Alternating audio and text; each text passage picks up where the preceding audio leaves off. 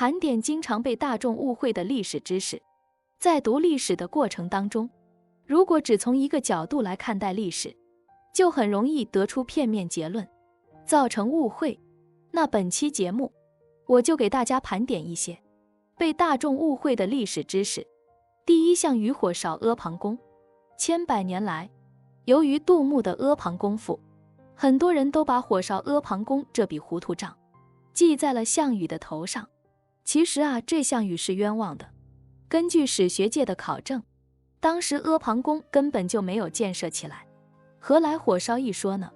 到了汉朝时，阿房宫址被改为阿城，纳入上林苑宫殿群了。第二个知识点，寄生于何生亮。由于《三国演义》流传广泛，脍炙人口，周瑜小肚鸡肠的形象深入人心。其实这是一个极大的错误。历史上真实的周瑜出身好，有战绩江东百姓称为周郎，这个郎就是杰出青年的意思。孙权时期是内事不决问张昭，外事不决问周瑜，而且周瑜还非常年轻有为，对音律也很精通。有句话说得好勤有误周郎顾，所以这周瑜绝对不是嫉贤妒能、小肚鸡肠之人。第三个常识错误就是夜郎没有自大。现在人们提起夜郎，会自然而然地想起夜郎自大这个成语。其实这件事情也是被误解了很久。我们先从《史记》里面记载的事情来说。公元前122年，汉王朝派遣使者来到了夜郎国，途中先经过夜郎国的邻国滇国，也就是现在的云南省。这使者就见到了滇国国王。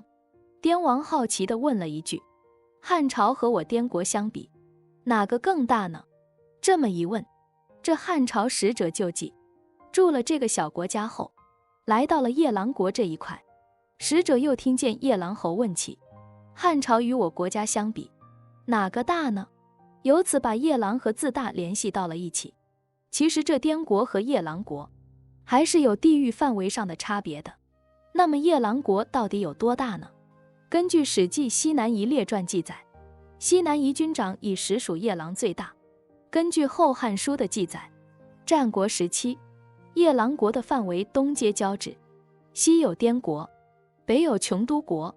这就告诉我们，当时的夜郎国涵盖了如今的贵州、云南、四川、广西以及湖南大部分地区。在当时来说，它的领土还是非常大的。但由于汉朝的使者先被滇国的王给问了话，然后又被夜郎侯问起，再加上使者也没有真实了解过夜郎国的地域范围，所以把自大的帽子扣到了夜郎国的头上。而这两个国家由于孤陋寡闻，他并不知道咱们大汉国的疆域。第四个历史误区，那就是风流倜傥的唐伯虎了。人称江南第一风流才子的唐伯虎，实际上他的命运是很悲哀的。他的家里并不殷实，考科举受到牵连，彻底断了仕途，只能靠出卖书画为生。这唐伯虎也没有8个妻妾，他先后有3任妻子。第一个早年病死了，第二个嫌他穷跑掉了，而第3个是个娼女，两人相依为命。晚年的唐伯虎生活拮据，常常要靠救济为生。唐伯虎此人终身不得志，郁郁寡欢，54岁就与世长辞了。虽然唐伯虎是明朝大才子，书画造诣很高，但是他的身世很悲凉，既不风流也不倜傥。其实被误会的历史知识有很多，我们现在了解和掌握的历史知识本身可能就不是真正的历史。因为历史知识是历史学家或者研究历史的人根据史料的只言片语与考古发掘相结合，得到了一种推测，这就是所谓的历史。欢迎关注我的频道，这样就不会错过更多精彩内容。